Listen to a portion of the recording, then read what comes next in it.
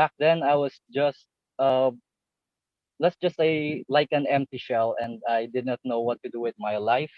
But I know I had values and dreams. I just did not realize it, and I was stagnant for almost 2 years with let's just say micro achievements. But I still feel worthless even so, and I wanted to just disappear, poof, just be gone from this world.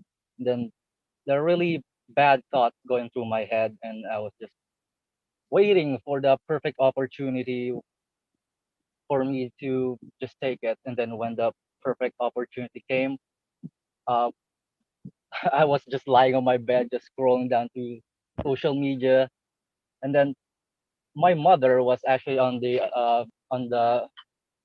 on the table just watching an orientation for Grab, and then it mentions of a scholarship from Ace Bagosphere, and my mother thought that it would be a great opportunity for me to improve myself. So she showed me, and I was thrilled and I was eager to join it. So I thought to myself, hey, this is the chance that I was waiting for. This is a chance to prove myself then that I can be better. So we watched it again, and we were looking for the way to join the hub. So yeah, I joined the hub, and then uh, the next day I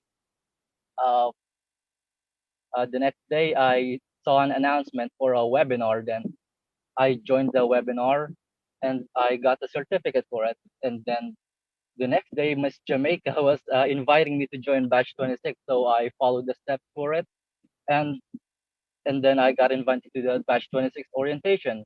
I passed the assessment and the phone interview with Coach Ernest, but unfortunately, just as we finished the assessment, all the slots for Batch 26 were already filled.